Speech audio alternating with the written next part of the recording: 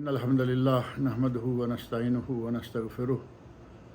ونعوذ بالله من شرور أنفسنا ومن سيئات أعمالنا من يهده الله فلا مضل له ومن يضلل فلا هادي له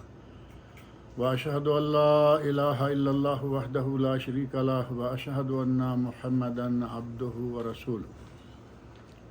أما بعد فإن خير الحديث كتاب الله وخير الهدي هدي محمد صلى الله عليه وسلم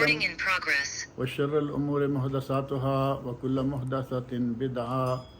وكل بدعة ضلالة وكل ضلالة في النار رب اشرح لي صدري ويسر لي أمري واحلل عقدة من لساني يفقهوا قولي رب أعوذ بك من همزات الشياطين وأعوذ بك رب أن يحضرون اعوذ باللہ السمیع العلیم من الشیطان الرجیم وأذن فی الناس بالحج یاتوک رجالا وعلی کل ضامر یاتین من کل فج عمیق۔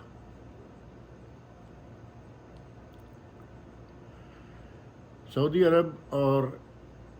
دیگر خلیجی ممالک میں آج ذو الحج کی پہلی تاریخ ہے، یعنی عشرہ ذو الحج کا آغاز ہو چکا ہے۔ اللہ رب العزت کا بہت بڑا احسان ہے اور مسلمانوں پر اس کی بے شمار نعمتوں میں سے ایک عظیم نعمت یہ بھی ہے، اللہ رب العزت نے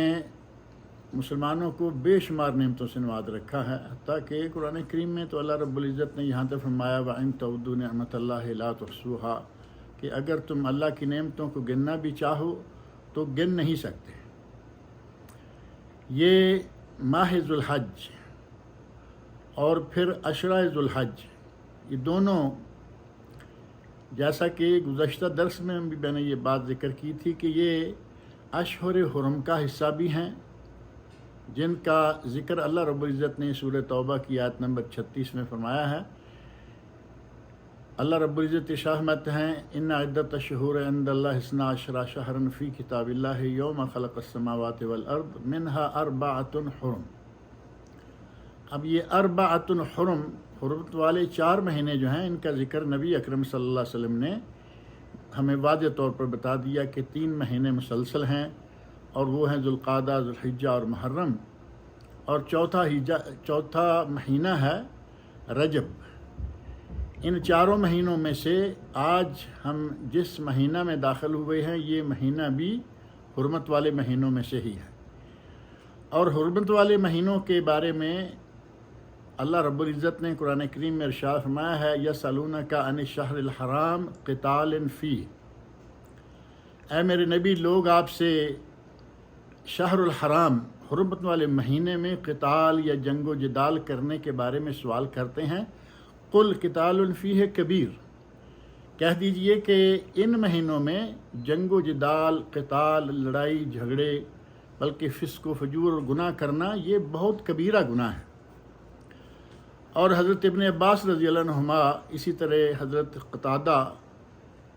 بیان کرتے ہیں کہ ان مہینوں میں اگر کوئی اچھا کام کرے گا تو وہ نیکی بھی بہت بڑے درجہ والی ہوگی، اور اگر کسی نے کوئی گناہ کیا تو وہ بھی بہت بڑے درجے کا گناہ ہوگا۔ لہذا ان حرمت والے مہینوں کا یہ خیال رکھنا ضروری ہے، اور دراصل یہ حرمت والے مہینوں کی حرمت بھی اسی ایک کام کے لیے ہے جس کام کا تذکرہ آج کل ایک عرصہ سے چل رہا ہے، موسم حج۔ اشہر حرم کو حرمت کیوں دی گئی؟ بعض اہل علم نے اس سلسلہ میں بڑا واضح طور پر لکھا ہے کہ یہ سارے کا سارا حج کرنے والے حجاج کے امن و امان کے لیے اور حجاج کی آسانیوں کے لیے ان مہینوں کو حرمت والا قرار دیا گیا۔ آپ دیکھتے ہیں کہ لوگ ذوالقعدہ میں حج کے لیے روانہ ہوتے ہیں اپنے اپنے گھروں سے، خاص طور پر جو باہر کے ملکوں سے آتے ہیں وہ ذوالقعدہ میں تیاریاں کر کے مکہ مکرمہ کی طرف روانہ ہوتے ہیں، اور قریب والے جو ہیں وہ ذوالقعدہ پورا اور پھر ذوالحج کے ابتدائی ایام میں بھی مکہ کی طرف سفر میں روانہ رہتے ہیں۔ ذوالقعدہ حج کے لیے سفر، اور ذوالحجہ حج کے مسائل اور احکام اور حج کے مناسک کی ادائیگی کے لیے 2 مہینے حرمت والے یہ ہو گئے، اور تیسرا مہینہ حرمت والا کہ حجاج کرام جب حج سے فارغ ہو جائیں تو وہ اپنے علاقوں کی طرف سفر کریں وہ بھی حرمت والے مہینے میں ہو جائے تاکہ ان کے راستے میں کسی قسم کی کوئی رکاوٹ یا بدامنی نہ آنے پائے۔ رہا معاملہ چوتھے مہینے رجب کا، تو اس کو حرمت والا کیوں قرار دیا گیا؟ اس سلسلہ میں کہا گیا ہے کہ وہ سال کا تقریباً درمیانہ مہینہ ہے، 12 مہینوں کا درمیانہ مہینہ ہے، اور رجب، شعبان اور رمضان 9، 8 اور 7 یہ 7واں مہینہ ہے۔ تو اس مہینے کو بھی حرمت والا قرار دیا گیا تاکہ لوگ حج کے بعد اگر سال کے دوران یا سال کے درمیان عمرہ کرنا چاہیں تو ان کے لیے بھی راستے آرام سے پرامن رہیں، راستوں میں آنے جانے کے لیے آسانیاں رہیں۔ تو حرمت والے ان مہینوں کو اللہ رب العزت نے اس طرح حرمت والا بنایا۔ یہ بھی گویا کہ حج کی خدمت اور حجاج کرام کی خدمت کا ایک ذریعہ ہے۔ اور یہ اشہر حرم جو ہیں، انہی کے دوران یہ ماہ ذوالحج ہے، اور انہی کے دوران ہی یہ خاص طور پر عشرہ ذوالحج الاولیٰ، پہلا عشرہ جو ہے وہ بھی الحمدللہ شروع ہو گیا ہے۔ اس ماہ ذوالحج کی اہمیت کیا ہے، اس ماہ ذوالحج کی فضیلت کیا ہے؟ ایک تو یہی کہ یہ حرمت والا مہینہ ہے، اس سے بڑھ کر اور کیا ہوگا؟ اور دوسری خاص بات اس مہینے سے جو تعلق رکھتی ہے، جس کا تذکرہ عموماً کم کیا جاتا ہے، اور وہ یہ ہے کہ یہ مہینہ تکمیل دین کا مہینہ ہے، یہ مہینہ اتمام نعمت کا مہینہ ہے، اور یہ وہ مہینہ ہے جس میں اللہ رب العزت نے ہمارے لیے دین اسلام کو پسند فرما لیا تھا۔ جیسا کہ سورہ مائدہ کی آیت 3 میں اللہ رب العزت نے ارشاد فرمایا، الیوم اکملت لکم دینکم، الیوم اکملت لکم دینکم واتممت علیکم نعمتی ورضیت لکم الاسلام دینا۔ آج میں نے تمہارے لیے تمہارا دین مکمل کر دیا، تم پر اپنی نعمت کا اتمام کر دیا، اور میں نے دین اسلام کو تمہارے لیے پسند کر لیا۔ اس آیت میں اللہ رب العزت نے ہمیں یہ بتایا ہے، یہ اعلان فرمایا ہے کہ آج تمہارا دین مکمل ہو گیا ہے۔ اس اعتبار سے یہ مہینہ ہمارے لیے بہت ہی عظیم مہینہ ہے کہ اسی مہینہ میں اللہ رب العزت نے ہمارے دین کو مکمل کیا تھا، اور مکمل اس حد تک فرمایا۔ نبی اکرم صلی اللہ علیہ وسلم چونکہ قرآن کریم کے شارح ہیں، قرآن کریم اور نبی اکرم صلی اللہ علیہ وسلم کی سنت جو صحیح احادیث سے ثابت ہو، یا آپ کے اقوال جو صحیح احادیث سے ثابت ہوں، یہ دو چیزیں ایسی ہیں کہ ان دونوں چیزوں کو اگر سامنے رکھا جائے تو بات بالکل واضح ہو جاتی ہے کہ نبی صلی اللہ علیہ وسلم نے اور قرآن کریم نے دونوں نے، ان دونوں ذرائع نے یا سورسز آف اسلام نے کوئی چیز ایسی نہیں چھوڑی جس کی ہمارے لیے تفصیل بیان نہیں فرما دی۔ حتیٰ کہ ایک یہودی نے حضرت عمر فاروق رضی اللہ عنہ سے کہا، اور بعض دیگر صحابہ رضی اللہ عنہم، حضرت ابو ہریرہ رضی اللہ عنہ کہا، سمعت ان صاحبکم یعلمکم حتی القراءہ، بھائی میں نے تو سنا ہے کہ تمہارا ساتھی، یعنی وہ نبی تو مانتے نہیں تھے، تو کہا کہ میں نے سنا ہے کہ تمہارا ساتھی جو ہے وہ تو تمہیں بول و براز کے طریقے بھی بتاتا ہے، قراءہ یعنی قضاء حاجت کے آداب بھی بتاتا ہے۔ تو نے کہا بالکل صحیح ہے، جب تک نبی اکرم صلی اللہ علیہ وسلم نے ہمیں قضاء حاجت کے آداب نہیں سکھلائے ہمیں کوئی معلوم نہیں تھا۔ اور سیرت کی کتابیں پڑھ کر دیکھیں کہ نبی صلی اللہ علیہ وسلم کی بعثت سے پہلے مکہ والوں کا خاص طور پر اور دنیا بھر کا یہ عالم تھا کہ بول و براز کے آداب نہیں، کہیں بھی بیٹھ جائیں گے، کہیں بھی قضاء حاجت، کہیں بھی بول و براز سے فارغ ہو جائیں گے، ننگے ہو کے نہانا کوئی ایسی معیوب بات شمار نہیں ہوتی تھی۔ نبی اکرم صلی اللہ علیہ وسلم تشریف لائے، بعثت ہوئی، آپ نے انسان کی ضروریات، اب قضاء حاجت سے زیادہ ایک بنیادی اور خاص پرائیویٹ قسم کی ضرورت اور کیا ہو سکتی ہے، اس کے بھی آداب سکھلائے۔ آج ہم دیکھتے ہیں کہ کتب حدیث میں باتھ روم میں داخل ہونے کی دعا، نکلنے کی دعا، یہ ساری چیزیں، داخل ہونے کے آداب، کون سا پاؤں اندر لے کے جائیں، کون سا باہر لے کے آئیں، اور اگر کسی کو باہر جانا ہے کھلی جگہ پہ تو اتنی دور چلا جائے کہ لوگوں کی نظروں سے اوجھل ہو جائے۔ یہ سارے آداب نبی اکرم صلی اللہ علیہ وسلم نے سکھلائے۔ اس طرح اسی ماہ ذوالحج میں اللہ رب العزت نے ہمارے لیے یہ دین اسلام مکمل فرمایا، جو کہ ہمارے لیے بہت ہی بڑی نعمت ہے۔ پہلے ادیان میں سے کسی دین کے بارے میں بھی قرآن کریم میں نہ نبی اکرم صلی اللہ علیہ وسلم کے ارشادات میں ایسی کوئی بات نہیں آتی کہ وہ مکمل ترین دین، بلکہ سب سے زیادہ کامل ترین اور مکمل دین جو ہے وہ دین اسلام ہے۔ اللہ نے ہمیں اس دین کے ماننے والوں سے بنایا ہے۔ اللہ نے اپنی نعمت مکمل فرما دی اور ہمارے لیے اللہ نے اسی مہینہ میں دین اسلام کو پسند کر لیا، کہا کہ مسلمانوں تمہارے لیے دین اسلام میری طرف سے پسندیدہ دین ہے۔ تو گویا کہ ماہ ذوالحج جو ہے یہ تکمیل دین کا مہینہ ہے، اور ماہ ذوالحج میں سے بھی خاص طور پر یوم عرفہ 9 ذوالحج یوم عرفہ اس سلسلہ میں مخصوص دن ہے، کیونکہ یہ آیت جو الیوم اکملت لکم دینکم ہے، یہ آیت یوم عرفہ نبی اکرم صلی اللہ علیہ وسلم جب تقریباً 1.25 لاکھ صحابہ کرام رضی اللہ عنہم کے جلو میں حج ادا فرما رہے تھے تو میدان عرفات میں یہ آیت نازل ہوئی۔ آج سے کم و بیش 1450 سال پہلے اللہ نے اپنے دین کو مکمل کر دیا، لیکن اب اس کا کیا کریں کہ ہمارے بہت سارے مولوی حضرات ایسے ہیں کہ جن کو آج بھی یہ دین مکمل نظر نہیں آتا۔ وہ زبان قال سے تو کہیں نہ کہیں، زبان حال سے کہتے رہتے ہیں کہ نہیں ابھی دین مکمل نہیں تھا، ہم نے یہ ڈال۔ آپ ہمارے خاص طور پر ہمارے ماحول بر صغیر پاک و ہند میں نگاہ دوڑا کے دیکھیں کہ نبی صلی اللہ علیہ وسلم سے قطعاً ثابت نہیں، قرآن سے ثابت نہیں، خلفۂ راشدین سے ثابت نہیں، صحابہ کرام رضی اللہ عنہم میں سے کسی سے ثابت نہیں، لیکن دین سمجھ کر بہت سارے کام کیے جا رہے ہیں۔ یہ وہ لوگ ہیں جو زبان سے تو نہیں کہتے کہ دین مکمل نہیں ہوا، لیکن ان کے کرتوت بتاتے ہیں کہ وہ دین کو مکمل نہیں سمجھتے۔ اللہ رب العزت ایسے لوگوں کو ہدایت عطا فرمائے۔ یہ ماہ ذوالحج یہ وہ مہینہ ہے جس مہینے کے دنوں کی، جس مہینے کی راتوں کی اللہ رب العزت نے قرآن کریم میں قسم کھائی ہے۔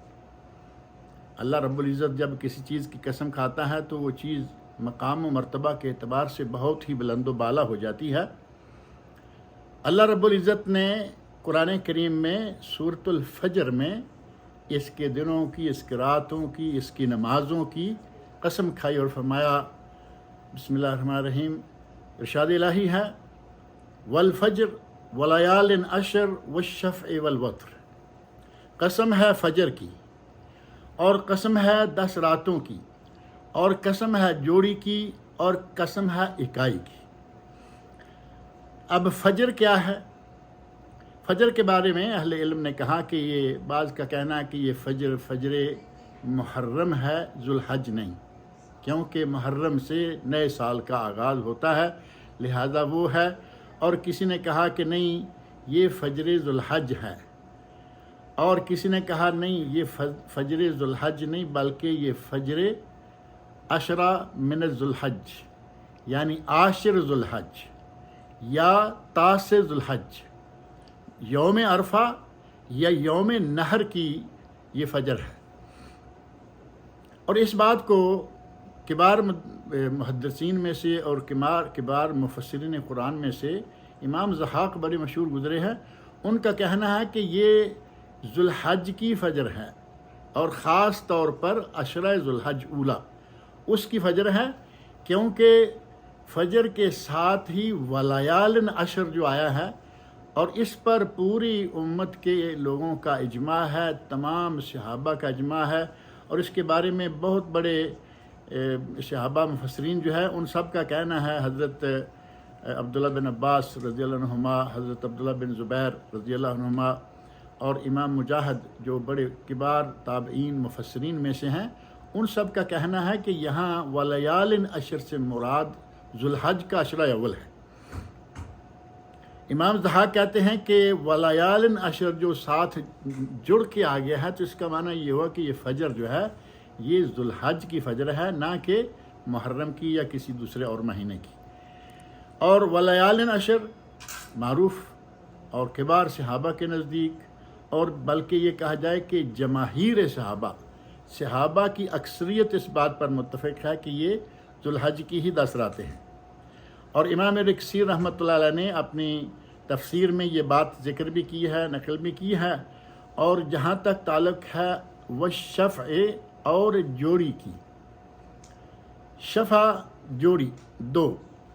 اور یہ ہے 10 تاریخ یوم نحر یا یوم العید یا کہیں یوم الحج الاکبر۔ 10 تاریخ کی اللہ رب العزت نے قسم کھائی، والوتر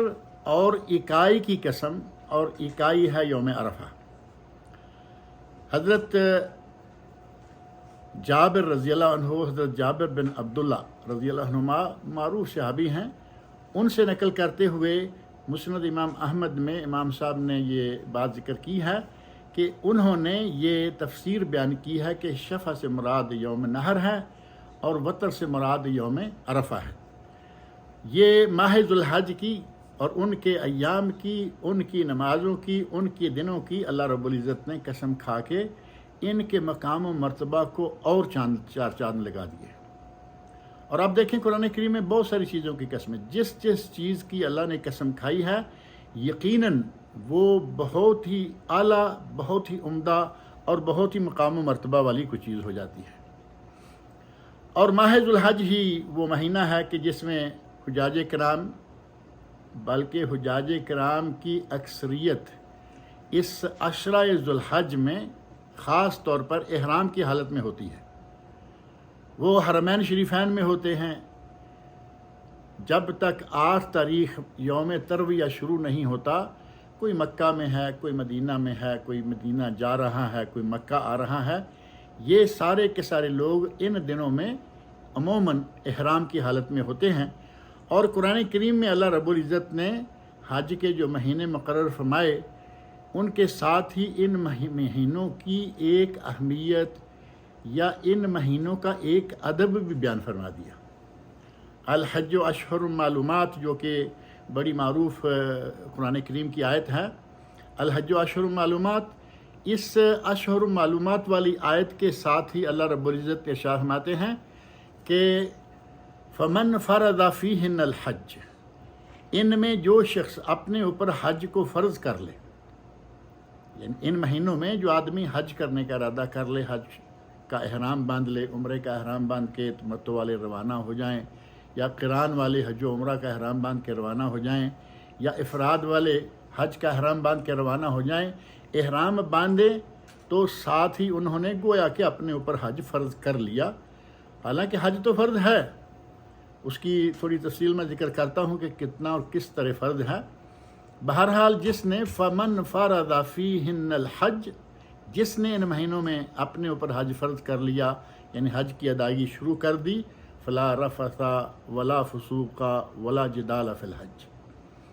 اس آدمی کے لیے رفث یعنی احرام کی حالت میں حرمین شریفین میں اس کے لیے جائز نہیں ہے کہ وہ اپنی زبان سے کوئی شہوانی کلمات کہے، اور نہ ہی اس کے لیے جائز ہے کہ وہ اپنی حرکات سے کوئی شہوانی فعل سر انجام دے۔ اللہ رب العزت نے حج کے ساتھ اس بات کو جوڑ دیا، کیونکہ اللہ تو جانتا ہے، اس کے علم میں ہے کہ حرمین شریفین حج کے دنوں میں خلق خدا سے بڑے ہوئے ہوں گے۔ حضرت ابراہیم علیہ السلام کو جو اللہ رب العزت نے حکم دیا، وَأَذِّن فِي النَّاسِ بِالْحَجِّ، لوگوں کو حج کا حکم دے دیجئے، لوگوں کے لیے حج کا اعلان کر دیجئے، یا تو کا رجالن، لوگ پیدل آئیں گے، وَعَلَى كُلِّ ضَامِرٍ يَأْتِينَ مِنْ كُلِّ فَجٍّ عَمِيقٍ، اور ہر کمزور لاغر قسم کی سواریوں پر سوار ہو کر دنیا کے کونے کونے سے، گہرائیوں سے، اونچائیوں سے، پہاڑوں سے، وادیوں سے، ہر جگہ سے تمہارے پاس لوگ آئیں گے۔ اللہ رب العزت نے ابراہیم علیہ السلام کے اس اعلان کو، ابراہیم علیہ السلام کی اس ندا کو سنا، اور لوگ واقعتاً، اور ہمیں یہ یقین ہوتا ہے کہ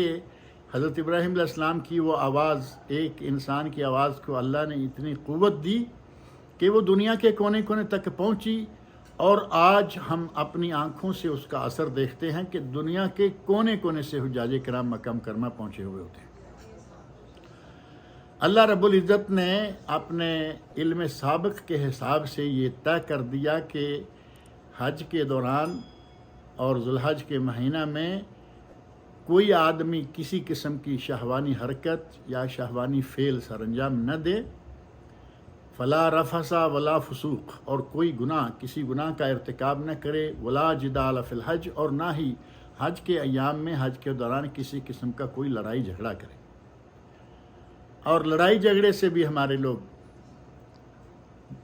حج کا آغاز ہوتا ہے، لڑائی جھگڑے طرح طرح سے شروع ہو جاتے ہیں، فسق و فجور جسے اللہ تعالیٰ محفوظ رکھے الا ماشاء اللہ۔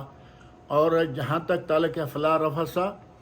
اللہ رب العزت کے علم میں تھا کہ حرمین شریفین میں خواتین ہوں گی، مرد ہوں گے، ایک دوسرے کے قریب آنا جانا مجبوری ہو جائے گی، اور بے پردگی بھی ہو سکتی ہے اور ہوتی ہے، اور ہمارے یہاں تو بہت ہوتی ہے۔ پاک و ہند کے لوگ جو ہیں وہ پردے کا بالکل احترام نہیں کرتے، بالکل التزام نہیں کرتے۔ ان کے نزدیک یہ ہے کہ چہرہ ہر حال میں ننگا رکھنا ہی رکھنا ہے، جبکہ نبی صلی اللہ علیہ وسلم کے عہد مبارک میں آپ کے ساتھ جن خواتین نے حج کیا ان کے بیانات کتب حدیث میں موجود ہیں کہ ہم چہرہ ننگا رکھتی تھیں، چہرہ ننگا ہوتا تھا، لیکن جیسے ہی کوئی قافلہ اجنبی لوگوں کا آ جاتا، صادلت احدانا من راسہا جلبابہا من راسہا علی وجہہا، تو ہم اپنے سر سے جو کپڑا ہے وہ نیچے کر لیتی، اور حج کا جو سلسلہ ہے اس کے احکام کے مطابق ہم چلتے۔ گویا کہ ان لوگوں نے پتہ نہیں اب لوگوں کو کیا سمجھا دیا ہے کہ وہ کیا کر رہے ہیں، حج کے اندر ہیں۔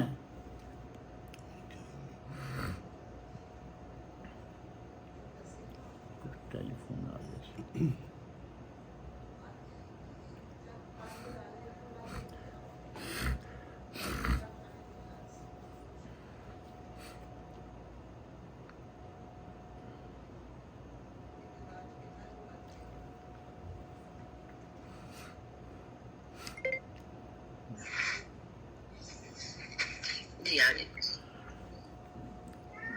کوئی کسی ٹیکنیکل خرابی کی وجہ سے کچھ گڑبڑ ہو گئی تھی۔ میں ذکر کر رہا تھا کہ نبی صلی اللہ علیہ وسلم کے ساتھ جن خواتین نے جی میں کرتی ہوں،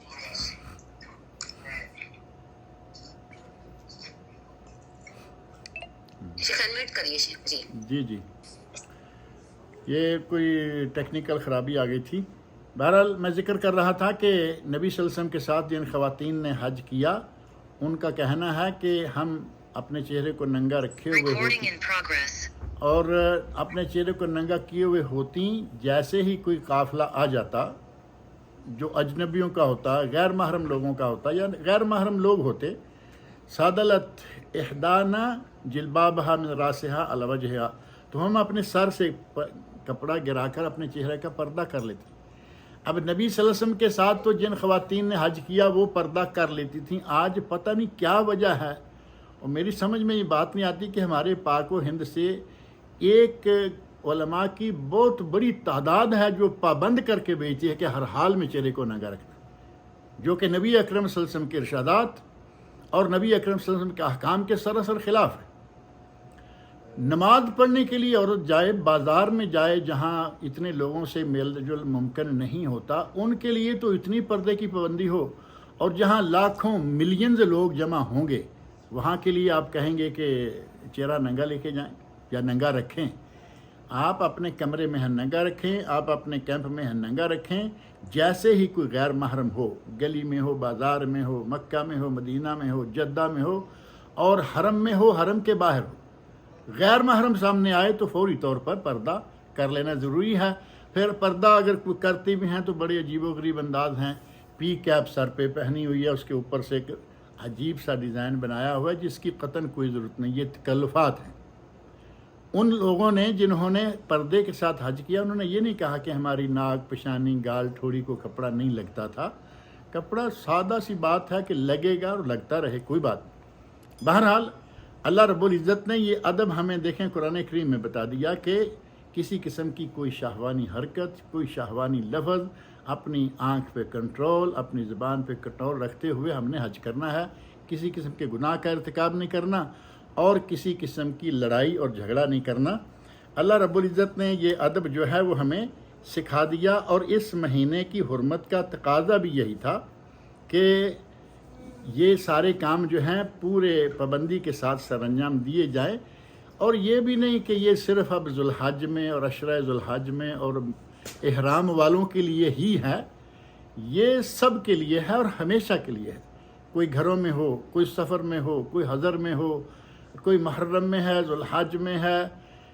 کسی بھی مہینہ میں ہے، پوری عمر کے لیے یہ سارے احکام جو ہیں کہ یہ گناہ ہیں اور یہ جائز نہیں ہے۔ اور یہ ماہ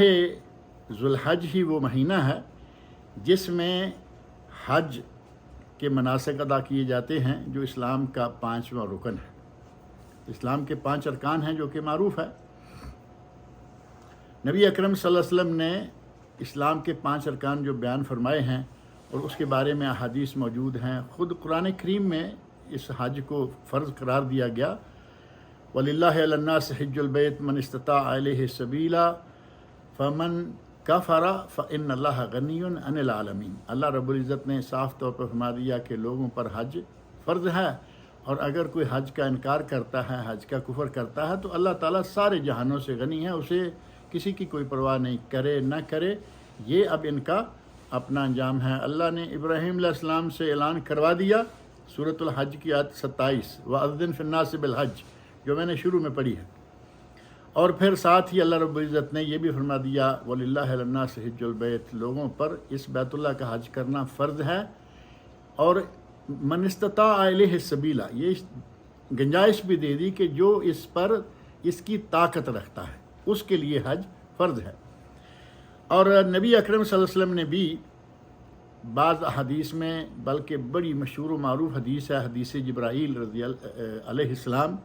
جو صحیح مسلم، صحیح ابن خزیمہ اور صحیح ابن حبان کے علاوہ سنن کبریٰ بیہقی اور سنن کبریٰ بیہقی، سنن صغیر بیہقی میں یہ حدیث موجود ہے۔ اس میں حضرت عمر فاروق رضی اللہ عنہ کا واقعہ طویل ہے، میں سارا ذکر نہیں کرتا، کہ جبرائیل علیہ السلام آ کے نبی صلی اللہ علیہ وسلم کے سامنے دو زانو ہو کے بیٹھ گئے، ادب و احترام سے پوچھا ایمان کیا ہے، آپ نے 6 ارکان بتائے، پوچھا اسلام کیا ہے، آپ نے اس کے 5 ارکان بتائے، پوچھا احسان کیا ہے، وہ آپ نے بتایا، اخلاص کیا ہے، اور قیامت کب آئے گی، آپ نے ارشاد فرمایا مل مسئول بعالم من السائل، نہ تجھے پتہ ہے نہ مجھے پتہ ہے، مسئول کو سائل سے زیادہ علم نہیں ہے۔ اور فرمایا، پوچھا کہ کوئی قیامت کی نشانیاں، تو آپ نے چند نشانیاں بتا دیں۔ اس حدیث میں جو 5 ارکان نبی اکرم صلی اللہ علیہ وسلم نے بیان فرمائے، ان میں سے یہ حج بھی ایک رکن ہے۔ اور دوسری معروف حدیث ہے، ہمارے برصغیر پاک و ہند کے لوگوں میں بھی معروف ہے، بنی الاسلام علی 5، صحیح بخاری صحیح مسلم کی حدیث ہے کہ اسلام کی عمارت 5 ستونوں پر قائم ہے، اور وہ 5 ستون جو ہیں نبی اکرم صلی اللہ علیہ وسلم نے ایک ایک کر کے گنوائے، تو ان 5 ستونوں میں 5واں ستون جو ہے وہ حج ہے۔ اور لوگ دیکھیں ساری دنیا سے اس حج کے لیے تیاری کرتے رہتے ہیں۔ کچھ لوگوں کو اللہ نے پیسہ بے شمار دیا ہوا ہے، لیکن ان کی قسمت میں حج نہیں ہے، ساری ساری عمر گزر جاتی ہے، حج نہیں کیا۔ اور کئی لوگ تو ایسے ہیں کہ وہ باہر کے ملکوں میں نہیں، سعودی عرب کے اندر ہیں، مدتوں سے رہ رہے ہیں، حج نہیں کیا۔ اور کبھی کبھی تعجب، انتہائی افسوس ہوتا ہے کہ مکہ سے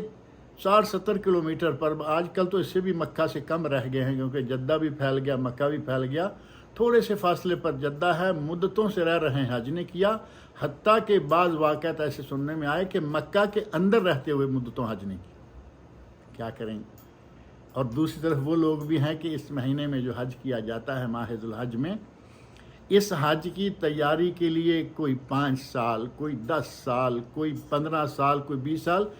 20-20، 25-25 سال لوگ تھوڑے تھوڑے پیسے جمع کرتے رہتے ہیں۔ بھئی ہم نے حج پہ جانا ہے، اپنا پیٹ، اپنے بال بچے کا پیٹ کاٹ کے تھوڑے سے نکالتے کئی ایسے واقعات سننے میں آتے ہیں کہ پیسے پورے ہونے سے پہلے یا قرعہ میں، پہلے قرعہ اندازی ہوتی تھی، قرعہ اندازی آنے سے پہلے آدمی فوت ہو گیا، اللہ رب العزت ایسے لوگوں کا حج قبول فرمائے جو نیت رکھے ہوئے مدتوں پیسے جمع کرتے رہے لیکن حج نہ کر پائے، اور کچھ ہیں بانصیب بلکہ بہت ہیں وہ پہنچ جاتے ہیں۔ اللہ رب العزت ان تمام لوگوں کا حج قبول فرمائے جو اس نیت سے تیاریاں کرتے رہے اور نہ کر پائے، اور ان لوگوں کو اللہ تعالیٰ توفیق عطا فرمائے جو آج تک نہیں کر پائے کہ وہ بھی آئیں، اللہ کا گھر دیکھیں، رسول اللہ صلی اللہ علیہ وسلم کی مسجد دیکھیں اور اس عظیم فریضہ کی ادائیگی سے فارغ ہوں۔ یہ اسلام کا 5واں رکن جو ہے وہ اسی مہینے میں ادا کیا جاتا ہے،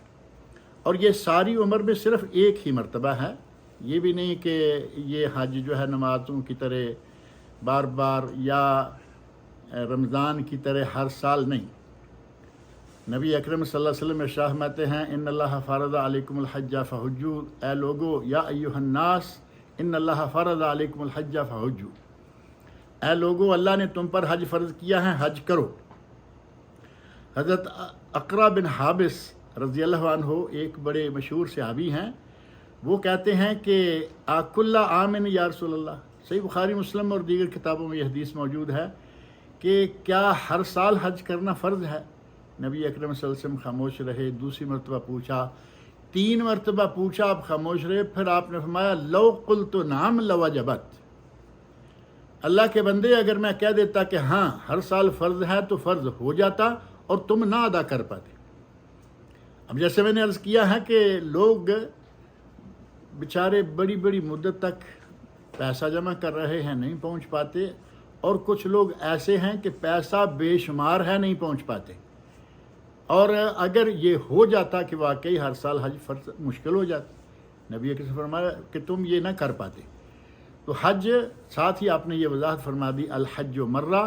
فمن زاد فہو تطوع، حج زندگی میں ایک بار ہے، اور اگر کچھ زیادہ کرے گا تو وہ تطوع، وہ نفل ہے۔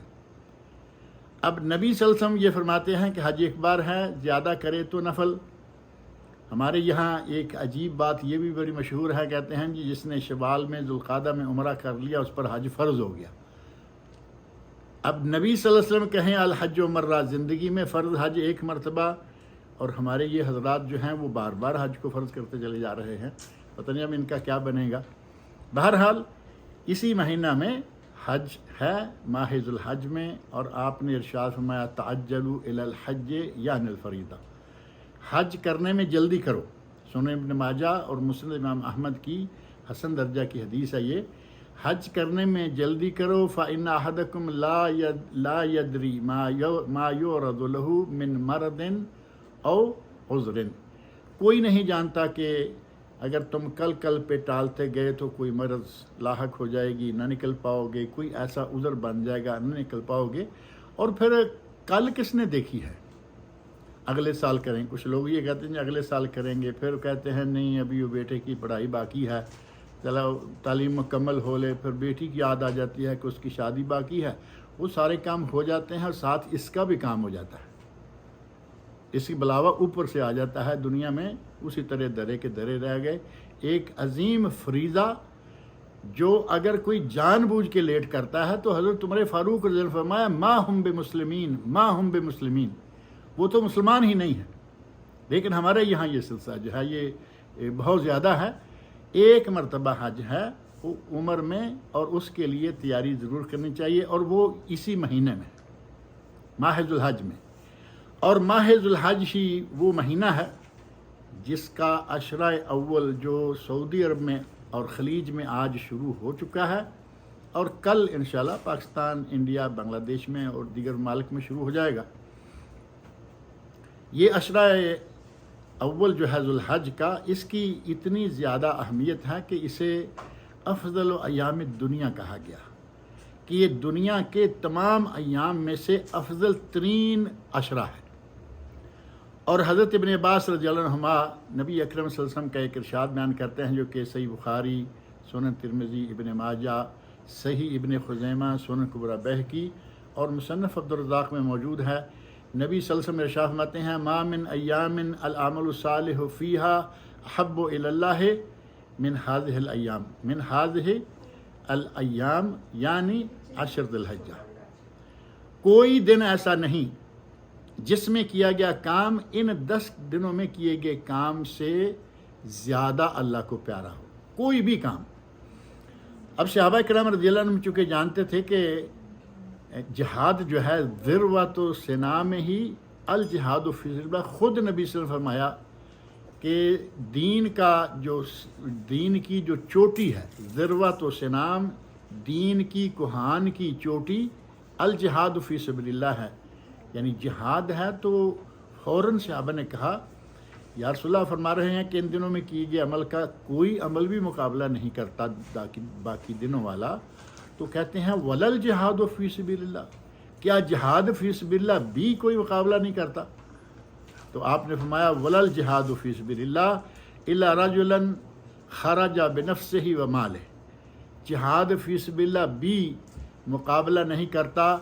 سوائے اس کے کہ کوئی آدمی اپنا مال اور جان لے کر نکلے، اور ولم یرجع بذالک من شیء، اور وہ وہاں سے کوئی چیز بھی اپنے ساتھ واپس نہ لائے۔ ولم یرجع من ذالک بشیء، جان بھی اللہ کی راہ میں قربان کر دے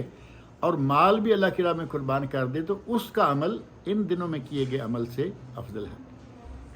یہ وہی عشرہ ہے جس کے بارے میں نبی صلی اللہ علیہ وسلم فرمایا کہ یہ اتنا عظیم عشرہ ہے کہ اس میں کیے گئے عمل کا مقابلہ دوسرے دنوں میں کیا گیا کوئی عمل بھی نہیں کرتا۔ اور یہی ماہ ذوالحج ہے جس میں یوم ترویہ ہے۔ یوم ترویہ یعنی 8 ذوالحج۔ 8 ذوالحج وہ دن ہے کہ جس دن حجاج کرام حج کا احرام باندھتے ہیں۔ پہلے اپنی اپنی میقات سے آئے، کوئی مہینہ پہلے آیا ہوا ہے، کوئی 1.5 مہینہ، کوئی 15 دن، کوئی 10 دن، کوئی ابھی جا رہے ہیں، سب عمرہ کر کے احرام اتار دیں گے سوائے افراد اور قران والوں کے۔ اس کی تفصیل میں اب میں نہیں جاتا۔ جو تمتع والے ہیں عمرہ کر کے احرام کھول دیتے ہیں، بال کٹوائے اور احرام کھول دیا، اور وہ 8 تاریخ تک یوم ترویہ تک اسی طرح نارمل زندگی گزارتے ہیں، اور 8 تاریخ کو پھر سارے کے سارے احرام باندھ دیتے ہیں۔ گویا کہ ماہ ذوالحج کی 8 تاریخ ایک ایسا دن ہے کہ اس تاریخ میں تمام حجاج کرام جو ہیں وہ احرام کی حالت میں آ جاتے ہیں پھر سے۔ پہلے جو الگ الگ آئے تھے، آج سارے کے سارے بیک وقت احرام کی حالت میں موجود ہیں۔ اور جیسے ہی احرام باندھتے ہیں، کوئی حرم میں ہے، کوئی مکہ میں ہے، ہوٹل میں ہے، گھر میں ہے، کوئی جدہ میں ہے، جو بھی 8 تاریخ کو احرام باندھتا ہے اس کے لیے ضروری ہے کہ وہ سیدھا مینا چلا جائے اور 5 نمازیں مینا میں جا کے پڑھے، ظہر، عصر، مغرب، عشاء اور صبح کی فجر۔ لیکن اگر کوئی لیٹ ہوتا ہے، کوئی نماز نکل جاتی ہے، کوئی بات نہیں، سنت ہے۔ اور اگر کوئی وہاں فجر پڑھنے سے پہلے نکال کے لے جاتے ہیں حملوں والے، تو فجر بھی گئی، کوئی بات نہیں ہے انشاءاللہ۔ لیکن وہاں 5 نمازیں پڑھیں، قصر پڑھیں، لیکن جمع نہ کریں، 5 نمازیں قصر، اور اس قصر کا سفر سے کوئی تعلق نہیں۔ یہ مناسک حج کا حصہ ہے، نبی صلی اللہ علیہ وسلم کی سنت یہ ہے۔ اب نبی صلی اللہ علیہ وسلم کی سنت کو چھوڑ کر وہاں ہمارے حجاج کرام کو بڑی پابندی کے ساتھ ٹائٹ کر کے لایا گیا ہوتا ہے، بلکہ بعض ٹائٹ کرنے والے ساتھ آئے ہوتے ہیں کہ ہم نے ساری نمازیں پوری پڑھنی ہیں، قصر نہیں کرنی۔ سنت رسول کے مطابق حج نہیں کریں گے تو وہ حج مبرور کیا، حج مقبول کیا؟ بہرحال یہاں 5 نمازیں جو ہیں وہ پڑھنی سنت ہے، کم و بیش ہو جائے کوئی بات نہیں۔ حتیٰ کہ اگر کوئی 8 تاریخ کو مینا نہیں پہنچ سکتا، 9 کو سیدھا میدان عرفات میں چلا جائے تو اس کا بھی حج صحیح ہے۔ تو یہ 8 تاریخ بھی ماہ ذوالحج میں ہے۔ ماہ ذوالحج کے مقام، مرتبہ، اہمیت اور فضیلت کا اندازہ کریں کہ اسی دن، اسی مہینہ میں سارے حجاج نئے سرے سے احرام باندھ کے تیار ہو جاتے ہیں۔ اور پھر ان 10 ایام کا سرتاج دن کہیں جو یوم عرفہ ہے، وہ یوم عرفہ بھی اسی مہینہ میں ہے اور انہی دنوں میں سے ایک دن ہے۔ اور یوم عرفہ کے بارے میں نبی اکرم صلی اللہ علیہ وسلم ارشاد فرماتے ہیں، الحج عرفہ، حج تو نام ہی میدان عرفات میں وقوف کا ہے۔ گویا کہ اگر کسی کا میدان عرفات میں وقوف نہ ہو سکا تو وہ سارے کام کرتا رہے، اجر و ثواب اللہ دے گا، لیکن اس کا حج نہیں ہوگا، کیونکہ نبی صلی اللہ علیہ وسلم فرمایا الحج عرفہ، حج تو نام ہی عرفہ میں وقوف کرنے کا ہے۔ سنن ترمذی، نسائی، ابن ماجہ اور اسی طرح صحیح ابن حبان میں نبی صلی اللہ علیہ وسلم کا یہ ارشاد موجود ہے۔ یوم عرفہ، اس دن کو اللہ رب العزت نے کتنا مقام عطا فرمایا ہے۔ نبی اکرم صلی اللہ علیہ وسلم ارشاد فرماتے ہیں ما من یوم اکثر من ان یعتق اللہ فیہ عبدا من النار، کوئی ایسا دن نہیں ہے جس دن میں اللہ بندوں میں سے لوگوں کو جہنم سے، آگ سے آزاد کرے جو اتنی تعداد میں ہوں، من یوم عرفہ، جو یوم عرفہ سے زیادہ ہو۔ یعنی تمام ایام میں سال بھر کے 360 دنوں میں سے کوئی دن ایسا نہیں ہوتا جس میں اللہ اتنے لوگوں کو جہنم سے آزاد کرتا ہے جتنے لوگوں کو یوم عرفہ کے دن آزاد کرتا ہے۔ یوم عرفہ وَإِنَّهُ لَيَدْنُو، اللہ رب العزت بندوں کے قریب ہو جاتا ہے۔ صحیح مسلم میں حدیث ہے، إِنَّهُ لَيَدْنُو، اللہ بندوں کے قریب ہو جاتا ہے، وَيُبَاهِ بِهِمْ، اور فرشتوں کو کہتا ہے، فرشتوں کے سامنے اللہ فخر سے کہتا ہے کہ دیکھو یہ میرے بندے اس میدان میں اکٹھے ہو چکے ہیں، ما اراد ہؤلاء، اللہ تعالیٰ سب کچھ جانتا ہے لیکن فرشتوں سے پوچھ رہا ہے کہ یہ کیا چاہتے ہیں، یہاں جمع ہو گئے ہیں، ان کو کیا چاہیے۔ اور ایک روایت میں ہے کہ اللہ رب العزت فرشتوں کو کہتا ہے اشہدوا ملائکتی، اے میرے فرشتوں گواہ ہو جاؤ، تم اس بات پر گواہ ہو جاؤ انی قد غفرت لہم، میں نے جتنے بھی حجاج احرام میں میدان عرفات میں موجود ہیں میں نے سب کو بخش دیا۔ یہ دن بھی ماہ ذوالحج میں ہے اور عشرہ ذوالحج میں ہے، اور صحیح مسلم میں حدیث ہے حاجی لوگ تو ظاہر ہے کہ میدان عرفات میں ہوں گے اس دن، اور اللہ رب العزت نے ان کے لیے اتنا اجر رکھا ہے کہ نبی اکرم صلی اللہ علیہ وسلم ارشاد فرماتے ہیں من حجا ولم یرفس، من حجا فلم یرفس ولم یفسق رجع من ذنوبہ کیوم ولدت امہ، صحیح حدیث۔ جس نے حج کیا، حج کے دوران رفس، شہوانی حرکت، شہوانی گفتگو نہیں کی اور نہ کوئی گناہ کیا، رجع من ذنوبہ کیوم ولدت امہ، وہ گناہوں سے یوں پاک ہو کے لوٹا جیسے کہ آج اسے اس کی ماں نے جنم دیا ہے۔ یہ تو ہو گیا حاجی کے لیے، اور غیر حاجی کو بھی اللہ رب العزت نے اس عظیم دن کی برکتوں سے محروم نہیں رکھا، بلکہ اللہ رب العزت نے غیر حاجیوں کو بھی بہت مقام دیا، بہت مرتبہ دیا۔ اور حدیث میں نبی اکرم صلی اللہ علیہ وسلم صحیح مسلم حدیث میں ارشاد فرماتے ہیں صوم یوم عرفہ احتسب علی اللہ ان یکفر السنہ، یوم عرفہ کا ایک دن کا روزہ اگر کوئی رکھ لے تو مجھے اللہ سے امید ہے کہ وہ 2 سالوں کے گناہوں کا کفارہ ہو جائے گا۔ یعنی عرفات والوں کو اللہ ساری زندگی کے گناہ معاف کر دیتا ہے، اور عرفات کے باہر والے اگر یہ ایک روزہ رکھ لیں تو اللہ رب العزت ان کو بھی اتنا نوازتا ہے کہ ان کے اس سال کے گناہ بھی جو گزر چکا ہے اور آئندہ سال کے گناہ بھی، دونوں سالوں کے گناہ اللہ تعالیٰ معاف کر دیتا ہے۔ اتنا عظیم دن ہے یہ۔ اور ماہ ذوالحج ہی وہ مہینہ ہے جس میں 10 ذوالحج ہے، 10 ذوالحج جسے یوم نحر قربانی بھی کہا جاتا ہے،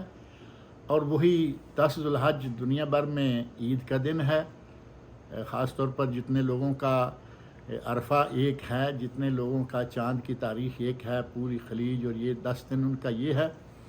اور جو دور والے ہیں ان کی ظاہر ہے کہ عید ایک دن بعد ہوتی ہے،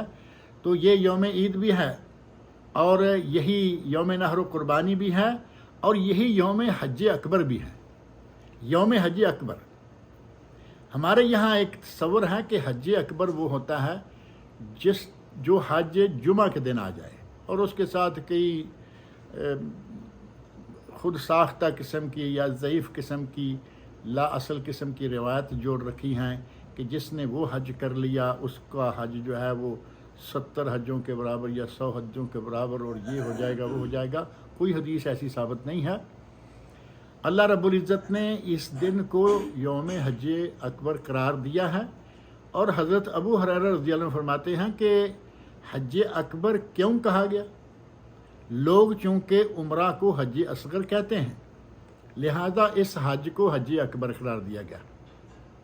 گویا کہ ہر حج ہی حج اکبر ہے، ہر حج ہی حج اکبر ہے، یہ نہیں کہ یہ جمعہ کے دن آئے گا تو تبھی اکبر ہوگا۔ اور اس بات کا تذکرہ جو ہے یہ قرآن کریم کے اندر بھی موجود ہے۔ سورہ توبہ میں اللہ رب العزت نے شاہ فرمایا وَأَذَانٌ مِّنَ اللَّهِ وَرَسُولِهِ إِلَى النَّاسِ يَوْمَ الْحَجِّ الْأَكْبَرِ أَنَّ اللَّهَ بَرِيءٌ مِّنَ الْمُشْرِكِينَ وَرَسُولُهُ، یہ آذان ہے، یہ اعلان ہے اللہ رب العزت کی طرف سے کہ آج کے بعد اللہ اور اس کے رسول جو ہیں وہ مشرکین سے بری ہیں۔ یہ اللہ رسول کی طرف سے اعلان ہے لوگوں کی طرف کہ آج سے اللہ رسول مشرکین سے بری ہے۔ مشرکین اپنا اندازہ کر لیں، کفار بھی اور جو اہل شرک مسلمان ہیں وہ بھی، کہ اللہ اور اللہ کے رسول ان سے بری ہو جاتے ہیں۔ تو یہ حج اکبر ہے، 10 تاریخ یوم نحر، یوم حج اکبر، اور 10 تاریخ کو روزہ رکھنا ظاہرہ کہ منع ہے کہیں بھی کسی بھی جگہ، حتیٰ کہ یوم عرفہ کا روزہ جو ہے وہ حجاج کرام بعض رکھے ہوئے ہوتے ہیں۔ کوئی ایک سنت ہے جس کی خلاف ورزی ہوتی ہے، منا میں نمازیں پوری پڑھیں گے، سنت کی خلاف ورزی، عرفات میں جا کے جمع نہیں کریں گے اور قصر بھی نہیں کریں گے، کہیں گے جی نہیں، ظہر اثر اپنی اپنی جماعت سے کرائیں گے، ان اپنے اپنے اوقات میں کرائیں گے اور پوری پڑھیں گے۔ میدان عرفات میں جا کر بھی سنت رسول کی خلاف ورزی، اور میدان عرفات میں اللہ رب العزت نے بندوں کے لیے بہت ہی مغفرت کا کھلا اعلان کر رکھا ہے اس 9 تاریخ کو، لیکن سنت کا احترام کریں، سنت کیا ہے اس پہ عمل کریں، کیا پابندیاں لے کے آپ اپنے اپنے مولوی حضرات کی لے کے بیٹھے ہوئے ہیں، سنت کو لیں۔ اور اسی 10 تاریخ یوم حج اکبر کے بعد جو دن ہیں 11، 12 اور 13، ان دنوں کو نبی صلی اللہ علیہ وسلم نے عید قرار دیا ہے۔ یوم عرفہ و یوم نحر و ایام و تشریق عیدنا اہل الاسلام، نبی صلی اللہ علیہ وسلم ارشاد فرماتے ہیں کہ یہ دن جو ہے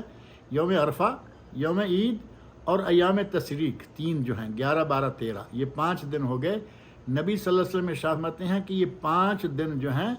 یہ ہمارے لیے مسلمانوں کے لیے عید کے دن ہیں۔ اللہ رب العزت نے یہ دن بھی اسی مہینہ میں رکھے ہوئے ہیں، تو ظاہر ہے کہ اس مہینے کی اہمیت، اس مہینے کا مقام اور مرتبہ بڑھتے بڑھتے آپ اندازہ کر سکتے ہیں کہ کہاں تک پہنچ جاتا ہے۔ اور انہی 11، 12، 13 میں، بلکہ 10 میں جو کام سر انجام دینے ہیں، 9 کو عرفہ میں ہیں 2 نمازیں جمع اور قصر، رات مزدلفہ میں ہیں 2 نمازیں مغرب جمع اور قصر، مغرب اور عشاء تاخیر سے عشاء کے وقت میں، اور ظہر اور عصر تقدیم سے۔ عرفات میں ظہر کے وقت میں ظہر اور عصر 2 رکھتے ہیں، سنت یہ ہے۔ اور 10 تاریخ شروع ہوتی ہے اور حجاج کرام پھر پلٹ کر مینا میں آ جاتے ہیں، اور 10 تاریخ کو 4 کام کیے جاتے ہیں جو بہت بڑے بڑے کام ہیں۔ اس دن کو، عید کے دن کو یوم حج اکبر قرار دیا گیا، تو اس کی وجوہات میں سے ایک وجہ یہ ہے کہ اس دن کام بہت بڑے بڑے ہوتے ہیں۔ طواف افاضہ جو حج کا رکن اعظم ہے یہ 10 تاریخ کو، اس کے ساتھ سعی 10 تاریخ کو، رمی جمرہ عقبہ بڑا شیطان جس کو کہتے ہیں اس کی رمی 10 تاریخ کو، قربانیاں 10 تاریخ کو، اور اپنے بال منڈوانا 10 تاریخ کو۔ اتنے بڑے بڑے کام اس 10 تاریخ کو ہوتے ہیں، تو اسی لیے اسے حج اکبر کا نام دیا گیا کہ یہ حج اکبر ہے۔ اور انہی دنوں میں ظاہر ہے کہ ذکر و اذکار، تکبیریں، حمد و ثناء اللہ کی، اور نوافل جو کچھ بھی آپ کر رہے ہیں، ہر جگہ نوافل پڑھے جا سکتے ہیں، فرائض نمازیں قصر، لیکن نوافل جائز، اس میں انشاءاللہ کوئی حرج والی بات نہیں ہے۔ اور خاص طور پر مینا ہے، وہاں تو عبادت کا موقع ہے، آپ کیجئے، لیکن فرائض یا جو نمازیں ہیں قصر، ان کو قصر کی حالت میں رہنے دیں۔ اس طرح اگر یہ کہا جائے مختصر انداز سے کہ ذوالحج کا مہینہ انتہائی برکتوں والا، ذوالحج کا مہینہ انتہائی عظمت والا، ذوالحج کا مہینہ بہت ہی بڑا مہینہ ہے۔ اب یہ رمی جو ہے 10 کی رمی کے بعد 11، 12 اور 13 سنت ہے، لیکن قرآن کریم میں اللہ نے 13 کی گنجائش دے دی، فمن تعجل فی یومین فلا اثم علیہ۔ اگر کوئی جلدی کر لے، 2 دن کی رمی کر کے مکہ سے نکل جائے تو کوئی حرج نہیں ہے، فلا اثم علیہ، اس پر کوئی گناہ نہیں۔ اور 12 کی رمی کر کے، 12 ذوالحج کی رمی کر کے اگر کوئی مغرب سے پہلے نکل جائے، منا سے مکہ آ جائے تو اس کی 13 کی رمی معاف۔ اور اگر رات وہیں ہو جائے، 12 کے بعد 13 کی رات وہیں ہو جائے تو پھر 13 کی رمی کر کے نکلنا ضروری ہے، رات کو وہ منا نہیں چھوڑ سکتا شرعی نقطہ نظر سے۔ اور یہی وہ مہینہ ہے، ماہ ذوالحج ہی وہ مہینہ ہے کہ حج کے مناسک و احکام اور حج کے اعمال مکمل کرنے کے بعد جب حاجی مکہ مکرمہ سے نکلنے لگتے ہیں تو وہ طواف وداع کرتے ہیں۔ طواف وداع 7 چکر بیت اللہ شریف کے اور 2 رکھتے، معروف جیسا کہ اس کا طریقہ ہے۔ اور طواف وداع کے لیے حرام نہیں ہے، سادہ لباس میں جائیں، 7 چکر اور 2 رکھتے وہ پڑھیں۔ اور آج آپ طواف وداع کے ساتھ حج کے تمام ارکان سے فارغ ہیں، گویا کہ حج صرف مکہ مکرمہ میں ہوتا ہے، مدینہ منورہ کا حج سے کوئی تعلق نہیں۔ مسجد نبوی ہے جس کی زیارت کرنا مشروع ہے، اسی کے اندر قبر مقدس ہے اور آپ کے صاحبین کی قبریں ہیں رضی اللہ عنہما، اور نبی صلی اللہ علیہ وسلم کی قبر مقدس ہے، ان کی زیارت چونکہ مسجد کے اندر موجود ہے، جائیے زیارت کیجیے۔ اور احد کے میدان میں لوگ جاتے ہیں، جائیے، سنت ہے۔ اور اپنے گھر سے وضو کر کے مسجد قباء میں جائیں تو عمرے کا ثواب ہے، ایک نماز پڑھ لے تو عمرے کا ثواب۔ تو گویا کہ ہمارے لیے یہ پورا مہینہ جو ہے یہ بہت ہی عظمتوں والا مہینہ ہے۔ رمی، جس وقت انسان رمی کرتا ہے تو اس وقت شیطان چیختا چلاتا ہے کہ یہ لوگ سمجھتے ہیں کہ شاید وہ پتھر جو کھڑا ہے درمیان میں وہ شیطان نہیں، وہ جہاں بھی ہے، لیکن اسے معلوم ہے کہ یہ لوگ کیا کر رہے ہیں اور کیوں کر رہے ہیں۔ ابراہیم علیہ السلام نے شیطان کو کنکریاں ماری تھیں، آج بھی مار رہے ہیں، قیامت تک مارتے رہیں گے۔ اور جتنا ذلیل وہ ان دنوں میں ہوتا ہے اتنا ذلیل باقی ایام میں نہیں ہوتا۔ اور کنکریاں مارتے وقت کنکریاں ہی مارنی چاہیے، لوگ جوتے مارنا شروع ہو جاتے ہیں، حد سے تجاوز کر دیتے ہیں، جذبات میں آ کے یہاں تک پہنچ جاتے ہیں کہ جوتے تک مارنا شروع ہو جائیں گے، یہ غلط بات ہے۔ غرض یہ کہ ماہ ذوالحج جس اعتبار سے بھی دیکھیں بہت ہی عظیم مہینہ ہے، اور جس کام پر نظر جائے ذرا سوچیں تو آپ کو حضرت ابراہیم خلیل علیہ السلام، ان کی بیوی حضرت حاجرہ علیہ السلام اور ان کے فرزند ارجمند حضرت اسماعیل علیہ السلام، ان تینوں کی یادیں تازہ ہوتی رہتی ہیں۔ جس جگہ بھی آپ جائیں گے آپ کو ان تینوں میں سے کسی ایک کا ذکر جو ہے وہ مل جائے گا۔ طواف کریں گے تو کعبۃ اللہ کے معمار کون تھے؟ اسماعیل ابراہیم، باپ بیٹا دونوں، سامنے مقام ابراہیم موجود ہے۔ سعی کریں گے تو حضرت حاجرہ علیہ السلام اور ادھر ان کے بیٹے ہیں، اور مناسک حج ادا کر رہے ہیں ابراہیم علیہ السلام، اور ان کا رمی کرنا، یہ جہاں جہاں بھی حاجی جاتا ہے اللہ رب العزت کا دیکھے کام کہ ابراہیم علیہ السلام کی خلوص و وفا کو اتنا اعلیٰ مقام دیا کہ قیامت تک کے لیے وہ ان کے اعمال جو ہیں وہ یادگار بنا دیے، حج کا حصہ قرار دے دیے۔ اللہ رب العزت سے میری دعا ہے کہ جو حجاج کرام آئے ہوئے ہیں وہ صحیح سلامت اور سنت کے مطابق اپنا حج سر انجام دیں، اور صحیح سلامت اللہ رب العزت ان کو اپنے گھروں تک واپس پہنچائے۔ میں اسی پر کفایت کرتا ہوں تاکہ تھوڑا سا سوال و جواب کا موقع جو ہے مل جائے۔ اللہ رب العزت مجھے اور آپ سب لوگ کو نیک عمل کی توفیق عطا فرمائے۔ شیخ ایک دو سوالات چیٹ باکس میں ہے جی بشرا انمیوٹ کریے۔ جی جی السلام علیکم۔ وعلیکم السلام ورحمۃ اللہ وبرکاتہ۔ جی میرا سوال یہ ہے کہ کوئی صاحب حج کرنے کے لیے آئے ہوئے ہیں اس سال، اور ان کی قربانی کیا مکہ سے باہر کر سکتے ہیں جیسے کہ انڈیا میں یا یہاں ریاض وغیرہ میں؟ حاجی کی قربانی جو ہے نا وہ صرف حدود حرم کے اندر ہو سکتی ہے، اگر پورا مکہ کہیں تو بھی نہیں۔ مکہ چونکہ حدود حرم سے باہر نکل چکا ہے بہت زیادہ چاروں طرف، حدود حرم جو ہیں، اور جگہ لکھا ہوا ہے جگہ جگہ بدایت الحدود، بدایت الحرم، نہایت الحرم، حدود حرم کے اندر حاجی کی قربانی ہوتی ہے، باہر کہیں بھی کسی ملک میں، حتیٰ کہ کوئی جدہ میں چاہے نہیں کر سکتا، حدود حرم کے باہر مکہ میں چاہے تو نہیں کر سکتا. حاجی کی قربانی ہدی صرف حدود مکہ میں. لہذا کوئی یہ نہ کہے کہ حاجی صاحب وہاں ہیں تو قربانی ہم ان کے جانور کی اپنے ملک میں، انڈیا میں، پاکستان میں کر دیتے ہیں. یہ جائز نہیں ہے، ثابت نہیں ہے. یہ حج والی قربانی کی بات ہو رہی ہے. ہاں جی، حج اگر الگ سے قربانی کرنا چاہ رہے ہیں تو کہیں بھی کر سکتے ہیں. ظاہر ہے کہ یہ میں نے بات ہدی کہا نا، ہدی صرف حج کی قربانی کو ہدی کہتے ہیں. جی جزاک اللہ خیر. بارک اللہ. تحسین انمیوٹ کریے.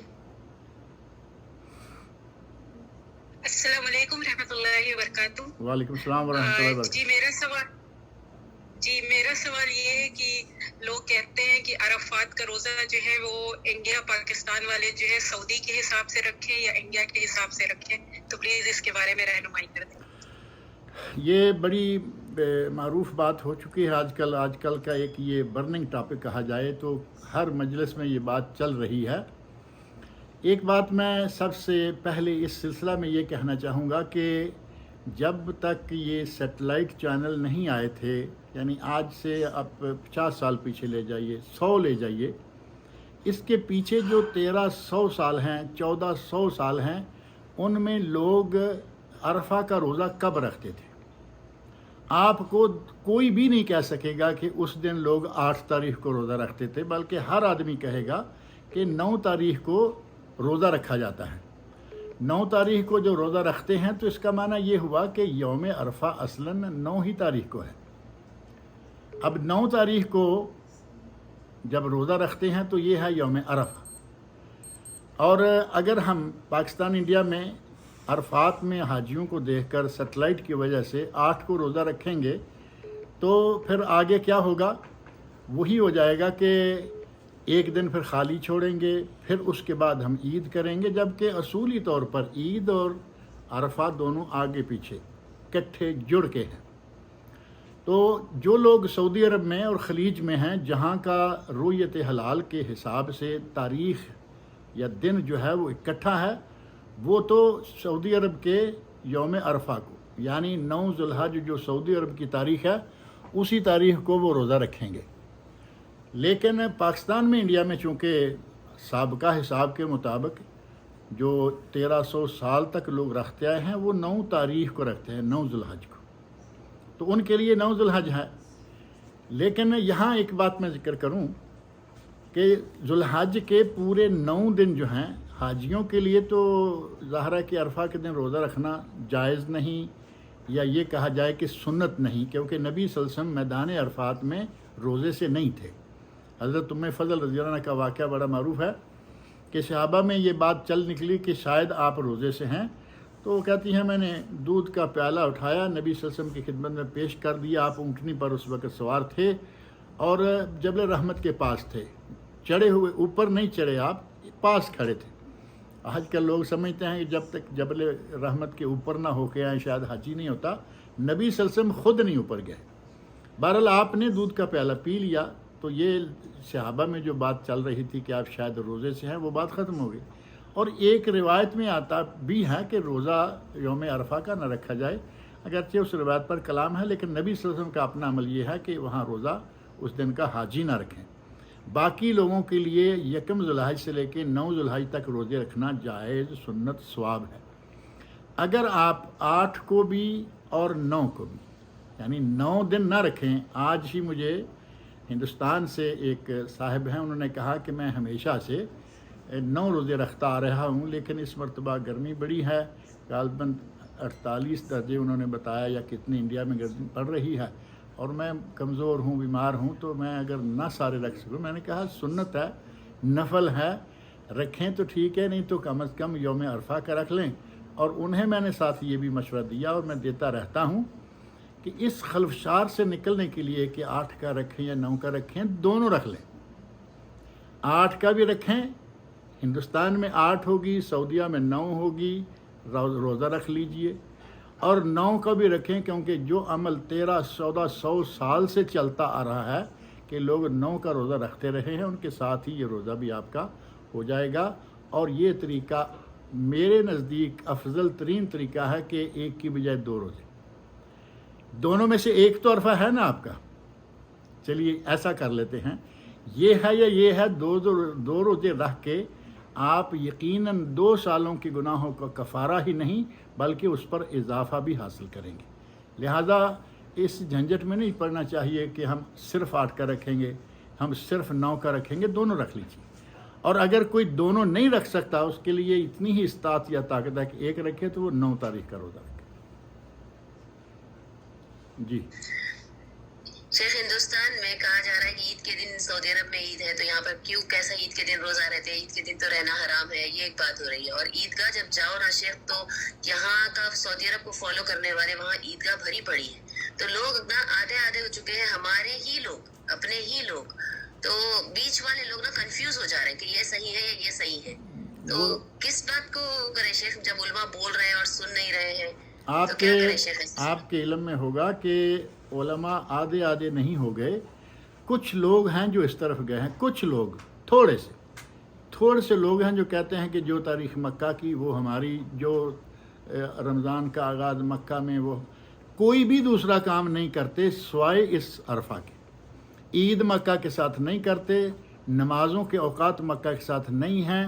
رمضان کا آغاز مکہ کے ساتھ نہیں ہے، عید کی باری آتی ہے بڑی عید کی، مکہ کے ساتھ نہیں ہے، اور چھوٹی عید کی باری آتی ہے تو وہ کہتے ہیں کہ یہ ہم مکہ کے ساتھ کریں گے۔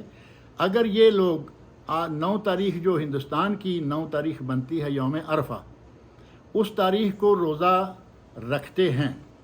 تو یہاں چونکہ اس وقت 10 ہو چکی سعودی عرب میں، سنت کے مطابق ان کا عمل ہے، اس میں کوئی حرج والی بات نہیں ہے۔ اور جنہوں نے 8 کو یوم عرفہ بنایا ہوا ہے یہ بہت تھوڑے سے لوگ ہیں، چند لوگ۔ وہ اگر اگلا دن جو کہتے ہیں کہ ہم روزہ کیوں رکھیں، عید کا روزہ، تو وہ نہیں رکھتے، نہ رکھیں۔ یہ ایک بہترین حل ہے سب کے لیے، اور ان کے لیے بھی جو کہتے ہیں کہ نہیں ہم ان کے ساتھ روزہ رکھیں گے، وہ 8 کا بھی رکھ لیں، 9 کا بھی رکھ لیں، اتنا تو کوئی مشقت والا کام ہے نہیں، اور اتنے بڑے اختلاف سے بھی نکل جائیں گے۔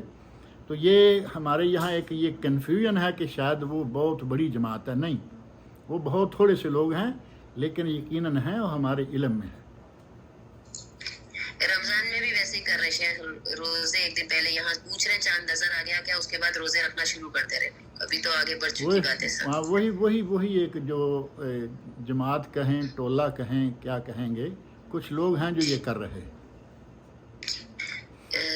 نظام نام سے کوئی ہے سسٹر، اگر ہیں تو انمیوٹ کریے،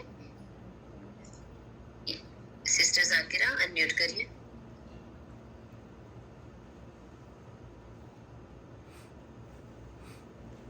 السلام علیکم۔ وعلیکم السلام ورحمۃ اللہ۔ جی یہ حاجیوں کے تعلق سے سوال ہے، جو حاجی انڈیا سے آ رہے ہیں ان کا میقات یلملم ہوتا ہے، مگر ان کو مدینہ لا رہے ہیں، مدینہ لے کے وہاں پر وہ 15 دن رہیں گے، وہاں سے مدینے کے میقات سے وہ لوگ عمرے کا احرام باندھ کے پھر وہاں سے جا رہے ہیں، تو یہ طریقہ صحیح ہے کیا؟ یہ بالکل بالکل صحیح ہے، ان کی حج کی نیت ہے۔ اگر وہ یلملم کے اوپر سے گزر کے سیدھے جدہ آ کے اتریں تو مکہ آ جائیں گے، اور احرام ان کا جو ہے وہ یلملم سے شمار ہوگا جب جہاز اعلان کرے کہ ہم کہاں سے گزرنے۔ اگر جہاز مدینہ جاتا ہے تو اس کا مطلب یہ ہے کہ جہاز کا ٹور یا روٹ جو ہے وہ بدل چکا ہے، وہ مدینہ اترتے ہیں۔ سب کو معلوم ہے کہ مدینہ مکہ 400-450 کلومیٹر کا فاصلہ ہے، اور مدینہ خود ایک میقات ہے، مدینہ کی میقات جو ہے وہ ذوالحلیفہ ہے۔ اب جب مدینہ میں 15 دن، 10 دن، 4 دن، 5 دن کوئی بھی رہ کے وہاں سے روانہ ہوتا ہے، تو وہ جہاں سے نبی صلی اللہ علیہ وسلم نے احرام باندھا اسی میقات ذوالحلیفہ سے احرام باندھیں گے۔ یہ کوئی ایسی غلط بات نہیں ہے کہ وہ جہاں سے آ رہے ہیں وہاں سے اگر یلملم کے اوپر سے گزر کے جدہ اترتے تو پھر یلملم، اور اگر وہ مدینہ جا رہے ہیں تو پھر وہ مدینہ سے احرام باندھیں گے۔ یہ بالکل صحیح ہے۔ آپ نے ارشاد فرمایا ہے ہن لہن ولمن عطا علیہن من غیر اہلہن، یہ جو 5 میقات میں نے مقرر فرمائے ہیں یہ ان لوگوں کے لیے ہیں جو ان راستوں سے آئیں،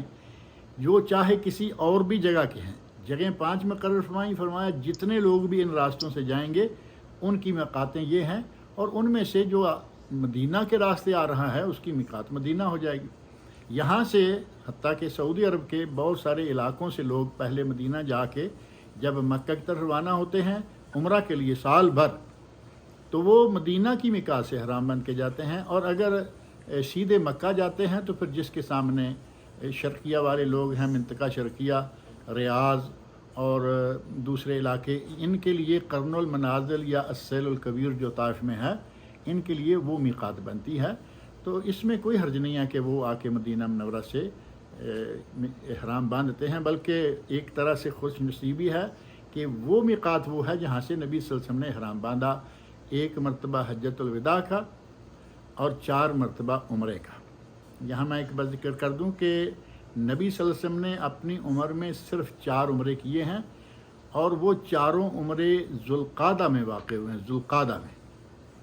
اور ذوالقعدہ کو اللہ رب العزت نے آپ کے لیے اختیار کیا ہے، تو اس کا معنی یہ کہ ذوالقعدہ کی اس اعتبار سے بھی بہت بڑی اہمیت ہے۔ جی جزاک اللہ خیر، بارک اللہ۔ جزاک اللہ خیر۔ ایک آخری سوال چیٹ باکس میں شیخ کے ناخن اور بال کاٹنا منع ہے جو قربانی کر رہا ہے، تو کیا گھر والوں پر بھی بچوں پر بھی یہ چیز اپلائی ہوتی ہے؟ اس میں نبی صلی اللہ علیہ وسلم کا ارشاد جو ہے وہ ہے من اراد ان یضحی، جو آدمی یہ ارادہ کرے کہ وہ قربانی دے گا، تو اس میں سب سے پہلے جو شخص آتا ہے وہ ہے سربراہ خاندان۔ سربراہ خاندان یا گھر میں ہے، شوہر ہے یا والد ہے، تو جو بھی سربراہ خاندان ہے اس کے لیے تو یہ اپلائی کرے گا کہ یہ اس نے کرنا ہے کہ وہ فلا یاخذن من شعرہ و اظفارہ و بشرتہ من شیء،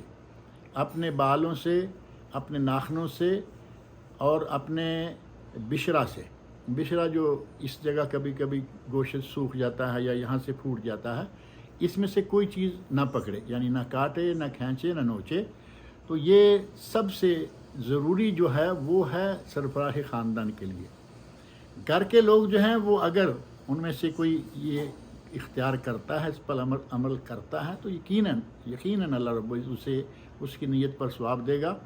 اس سلسلہ میں ایک روایت بھی ہے، اگرچہ اس روایت کے بارے میں کلام کیا گیا ہے کہ کسی نے اگر قربانی نہیں دے سکا، نہیں دی، تو وہ یہ 10 دن ناخن بال وغیرہ نہ کاٹے۔ جس دن قربانیاں کرنے والے قربانی کر کے 10 تاریخ کو کاٹتے ہیں وہ بھی کاٹ لے، تو اللہ اسے قربانی کا ثواب دے گا۔ حدیث متکلم ہی ہے، اس میں کوئی شک نہیں، لیکن کچھ بھی نہیں تو اپنے گھر کے سارے لوگ جو ہیں اس پہ عمل کریں، تو اس میں انشاءاللہ تعالیٰ کوئی ایسی حرج والی بات نہیں ہے۔ اور یہ جیسے ہی چاند نظر آ جائے مغرب کی نماز کے ساتھ ہی یہ ناخن بال وغیرہ جو ہے اس کو روک لینا ہے۔ اور اگر کوئی نہیں روکتا، مثال کے طور پر گھر کے دوسرے لوگ جو ہیں، بیوی ہے، بچے ہیں، وہ کاٹتے ہیں، تو انشاءاللہ تعالیٰ گناہ گار نہیں ہوں گے۔ لیکن قربانی دینے والا فلا یاخذن تاکید کا صیغہ ہے کہ وہ ہرگز ناخن بال نہ کاٹے۔ اور یہاں ایک بات میں اور ذکر کر دوں کہ بعض لوگوں نے بڑا ایک عجیب سا طریقہ اختیار کر لیا ہے۔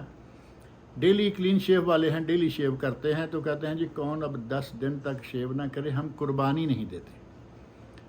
تو یہ ہے عذر گناہ بدتر از گناہ۔ ایک تو یہ کہ شیو روزانہ کرتے ہیں جو کہ گناہ کبیرہ ہے۔ نبی اکرم صلی اللہ علیہ وسلم نے داڑھی بڑھانے کا حکم دیا اور یہ داڑھی روزانہ چھیدتے ہیں۔ اور علامہ ابن باز رحمۃ اللہ علیہ کہ رسالہ ہے اعفاء اللحیٰ، داڑھی اعفاء اللحیہ، داڑھی کو بڑھانا۔ اور فسق جو آدمی حلق کرتا ہے، یعنی مونڈتا جڑ سے نکالتا ہے، کلین شیو کرتا ہے، فرمایا وہ فاسق ہے، فاجر ہے، سخت کبیرہ گناہ کا مرتکب ہے۔ اب یہ کہتے ہیں کہ ہم چونکہ داڑھی نہیں روک سکتے 8-10 دن کے لیے، ہم قربانی ہی نہیں دیتے۔ بھئی ایسے 2 گناہ نہ کرو اور یہ عذر جو ہے وہ گناہ سے بدتر نہ بناؤ۔ ویسے تو منع ہے ہی ہے ہر حال میں، ان دنوں میں بھی اور باقی دنوں میں بھی، کہ آپ داڑھی منڈائیں، لیکن اگر آپ اس سے نہیں رک سکتے تو کم از کم ایک عظیم عمل ہے قربانی کا، ساتھ اس سے بھی تو نہ رک جائیں۔ بال منڈوا رہے ہیں الگ عمل ہے، اور قربانی دیں گے وہ الگ عمل ہے۔ وہ قربانی انشاءاللہ صحیح ہوگی، اس میں کسی کا کوئی اختلاف نہیں ہے۔ جی جزاک اللہ خیر، بارک اللہ فی شیخ، انشاءاللہ کرتے ہیں انشاءاللہ۔ چلیے ٹھیک ہے، اللہ تعالیٰ قبول فرمائے ہمارا آپ سب لوگوں کا بیٹھنا اور گفتگو کرنا سننا۔ اللہ تعالیٰ ہمارے آپ کے میزان حسنات میں بنائے۔ بارک اللہ فیکم۔ آمین۔ السلام علیکم ورحمۃ اللہ وبرکاتہ۔